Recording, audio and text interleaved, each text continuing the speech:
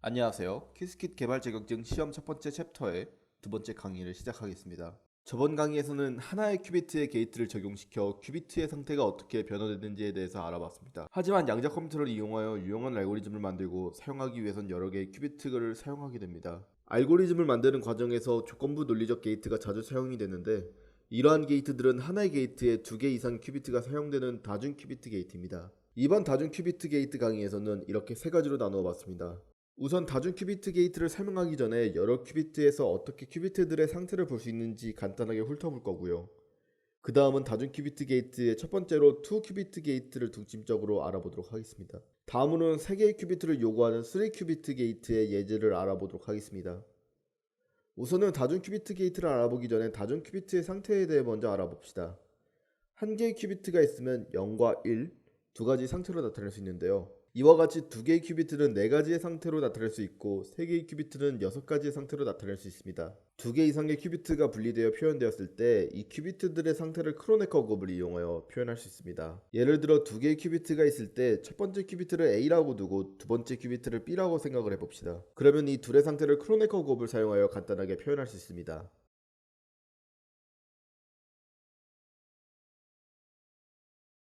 다중 큐비트의 상태를 표현할 때 키스킷에서는 가장 왼쪽을 최상위 바이트, 가장 오른쪽을 최하위 바이트로 표현합니다. 그러면 이제 키스킷을 통해서 양자 회로를 만들어 출력을 보면서 개념을 이해해 봅시다. 우선은 두 개의 큐비트를 가진 양자 회로를 만들기 위해서 두 개의 큐비트를 가진 QC라는 양자 회로를 만들어줍니다. 그리고 X게이트를 0번째 큐비트에 넣고 양자 회로를 그려봅시다. 이렇게 출력 값을 보게 되면 저희가 원했던 0번째 큐비트에 X게이트가 들어가 있고 첫 번째 큐비트에서는 어떠한 게이트가 들어있지 않은 두 개의 큐비트 양자 회로를 만들게 되었습니다. 그러면 이제 만든 다중 큐비트 양자 회로를 앞에서 배웠던 형태로 출력해 봅시다. 우선은 양자 회로를 스테이트 벡터 시뮬레이터에 실행을 시켜서 스테이트 벡터 정보를 스테이트 0이라고 지정을 합시다. 그리고 이 상태를 레이텍스 형태로 출력해 보겠습니다. 저희가 예상했듯이 이제 가장 오른쪽에 있었던 0번째 큐비트는 X게이트에 의해서 상태가 1이 되었고 가장 왼쪽에 있었던 첫 번째 큐비트는 어떠한 게이트가 없었기 때문에 0이라는 상태로 남아있게 되었습니다. 좀 더 나은 시각화를 위해 이 다중 큐비트의 상태를 블러훅으로 그려봅시다. 그림을 보게 되면 0번째 큐비트인 오른쪽 블로우그는 1을 가리키고 있고 첫 번째 큐비트인 왼쪽 블로우그는 0을 가리키고 있습니다. 이렇게 저희가 원하는 대로 총 양자 회로의 큐비트 개수를 늘리고 각 큐비트에 게이트를 넣어서 다중 큐비트의 상태를 표현할 수 있습니다. 지금까지는 이제 단일 게이트를 다중 큐비트에 적용해서 사용을 해왔다면 이제는 다중 큐비트 게이트를 다중 큐비트에 사용을 해보겠습니다. 다중 큐비트의 종류는 간단하고 단일 큐비트 게이트와 매우 흡사합니다. 대부분은 조건부 게이트이며 기존에 있던 단일 게이트가 특정 조건이 돼 지정한 큐비트에 적용합니다. 우선 처음 알아볼 게이트는 다중 큐비트 중에 가장 많이 흔한 CX 게이트입니다. CX 게이트는 키스켓에서 사용할 때 컨트롤과 타겟이 되는 큐비트를 지정해줘야 됩니다. 혹시나 컨트롤로 지정된 큐비트의 상태가 1이 된다면 타겟의 큐비트에 X 게이트를 실행하게 됩니다. 우선은 IBM 컴포저에 들어가서 확인을 해보도록 합시다. 우선은 두 개의 큐비트를 양자 회로에 만들어주고 CX 게이트를 양자 회로에 넣어봅시다. 여기서는 이제 작게 점으로 찍힌 큐비트가 컨트롤 큐비트가 되며 X게이트가 그려진 큐비트가 타겟 큐비트가 됩니다. 우선은 지금 이 양자 회로 같은 경우에는 두 개의 큐비트의 초기 상태가 모두 0이었고 컨트롤 큐비트의 상태가 0이었기 때문에 두 번째 큐비트의 X게이트가 실행되지 않아 출력 가능한 상태가 00이 될 수밖에 없었습니다.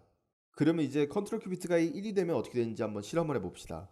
X게이트를 0번째 큐비트 맨 앞에 넣어주면서 컨트롤 큐비트의 초기 상태를 1로 만들어주도록 합시다. 컨트롤 큐비트의 상태가 1이 되어 상태가 0이었던 타겟 큐빗에 X게이트가 적용되어 최종 상태가 1, 1이 되었던 것을 확인할 수 있습니다. 컨트롤 큐비트의 상태는 CX 게이트에 인해 변화하지 않았습니다. 동일하게도 만약 컨트롤 큐비트와 타겟 큐비트의 상태가 모두 1이라면 컨트롤 큐비트의 상태가 1이기 때문에 1인 타겟 큐비트 상태 X게이트가 실행하여 0으로 만들어주며 최종 상태가 0, 1로 만들어줍니다. 이런 조건부 다중 큐비트 게이트가 CX 게이트 외로 여러가지 있습니다. 다음으로는 CY 게이트입니다. CX 게이트와 동일하게 컨트롤 큐비트의 상태가 1이라면 타겟 큐비트에 Y 게이트를 실행하도록 하는 다중 큐비트 게이트입니다. 그 다음은 CG 게이트입니다. CG 게이트도 동일하게 컨트롤 큐비트의 상태가 1이라면 타겟 큐비트에 G 게이트를 실행하도록 합니다. CG 게이트의 그림을 보게 되면은 CX 게이트와 CY 게이트와 생긴 것이 다르게 타겟과 컨트롤을 구별하기 어렵게 된 것을 볼 수 있습니다. 이러한 형태로 표현되는 이유는 시즈 게이트가 대칭적인 게이트이기 때문인데요. 대칭적인 게이트란 컨트롤과 타겟이 구분되지 않는다는 것을 뜻합니다. 따라서 컨트롤과 타겟을 지정하는 큐비트를 서로 바꿔서 입력을 하여도 같은 결과를 출력하게 되는 것입니다. 우선은 상태가 1인 컨트롤 큐비트와 상태가 0인 타겟 큐비트를 준비를 해서 시즈 게이트를 실행을 해줍시다. 큐스피어를 보게 되면 0 상태인 타겟 큐비트에 G 게이트가 실행되어도 어떠한 변화를 주지 않기 때문에 최종 상태가 0, 1인 것을 확인할 수 있습니다. 그러면 이제 컨트롤 큐비트를 첫 번째 큐비트로 지정하고 타겟 큐비트를 0번째 큐비트로 바꿔서 지정을 해줍시다. 이렇게 타겟과 컨트롤이 바뀌게 되므로 컨트롤 큐비트의 초기 상태가 0이 되어 G 게이트가 실행되지 않아 최종 상태가 역시 동일하게 0, 1인 것을 확인할 수 있습니다. 이렇게 컨트롤과 타겟 큐비트를 구분하지 않는 다중 큐비트 게이트를 대칭적인 게이트, 시메트릭 게이트로 불립니다. 만약 컨트롤과 타겟 큐비트의 초기 상태가 모두 1이었다면 타겟 큐비트의 G 게이트가 실행되어 위상이 파이만큼 변화한 것을 볼 수 있습니다. 그 다음은 CRX 게이트입니다. 예상과 같이 컨트롤 큐비트의 상태가 1이라면 타겟 큐비트의 RX 게이트를 θ만큼 실행하게 됩니다. CRY 게이트도 역시 컨트롤 큐비트의 상태가 1이라면 타겟 큐비트의 RY 게이트를 지정한 θ만큼 실행하게 됩니다. 마지막 컨트롤 로테이션 게이트인 CRG 게이트도 동일하게 컨트롤 큐비트의 상태가 1이라면 타겟 큐비트의 RG 게이트를 θ만큼 실행해줍니다. 지금까지 파울리 게이트와 로테이션 게이트를 기준으로 하고 있는 다중 큐비트 게이트를 알아봤었는데요. 역시 양자 컴퓨터에서 가장 중요한 게이트인 하다마드 게이트도 다중 큐비트 게이트로 구현이 되고 있습니다. 바로 CH 게이트인데요. 컨트롤 큐비트의 상태가 1이라면 타겟 큐비트의 하다마드 게이트를 실행하게 됩니다. 이렇게 하여 다른 큐비트의 상태에 따라 또 다른 큐비트를 중첩 상태로 만들어줄 수 있습니다. 그 다음은 CP 게이트입니다. CP 게이트도 역시 컨트롤 큐비트의 상태가 1일 때 θ만큼 P 게이트가 작동하도록 하는 다중 큐비트 게이트이며 그림으로 볼 수 있듯이 이 게이트도 대칭적인 게이트입니다. 그 다음으로 소개해드릴 다중 큐비트 게이트는 다른 큐비트에 비해서 특별한 녀석인데요. 수압 게이트라고 불리는 다중 큐비트 게이트입니다. 다른 다중 큐비트와 다르게 수압 게이트는 컨트롤과 타겟 큐비트가 따로 없고 두 개의 큐비트를 지정해서 사용하게 됩니다. 만약 두 개의 큐비트가 지정하게 된다면 그 두 가지의 큐비트 상태를 서로 뒤바꿔줍니다. IBM 콘다 컴포저를 이용해서 우선 먼저 0번째 큐비트에 X 게이트를 넣어서 상태를 0, 1로 만들어줍시다. 그리고 수압 게이트를 넣어 0번째 큐비트와 첫 번째 큐비트의 상태를 1, 0으로 뒤집어서 바뀐 것을 볼 수 있습니다. 더욱 자세히 보기 위해 양자 회로의 큐비트 개수를 5개로 늘려봅시다. 총 큐비트의 개수가 5개가 되었기 때문에 최종 상태가 00001인 것을 확인할 수 있는데요. 이 상태에서 수압 게이트를 0번째 큐비트와 두 번째 큐비트에 실행을 해주게 되면은 0번째와 두 번째 큐비트의 상태가 서로 뒤바뀌면서 최종 상태가 00100이 된 것을 확인할 수 있습니다. 마지막으로 알아보게 될 다중 큐비트 게이트는 3큐비트 게이트입니다. 가장 유명한 3큐비트 게이트는 토폴리 큐비트라고도 불리고 CCX 게이트라고도 불리는 이 게이트입니다.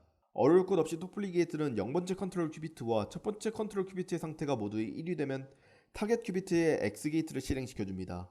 간단하게 CX 게이트에서 컨트롤 큐비트가 하나 더 요구하게 되는 게이트입니다. 우선 컨트롤 제로의 상태가 1일 때 타겟 큐비트의 상태가 바뀌지 않은 것을 볼 수 있습니다. 반대로 컨트롤 1의 상태만 1이고 컨트롤 제로의 상태가 0이 되면 역시 타겟 큐비트의 X 게이트가 실행되지 않습니다. 하지만 컨트롤 제로와 컨트롤 1의 상태가 모두 1이었던 타겟 큐비트에 X 게이트가 실행되면서 0, 1, 1이었던 초기 상태의 양자 회로가 1, 1, 1이 된 것을 큐스피어를 통해서 볼 수 있습니다. 지금까지 다중 큐비트의 상태와 다중 큐비트 게이트가 어떤 것인지 알아봤는데요.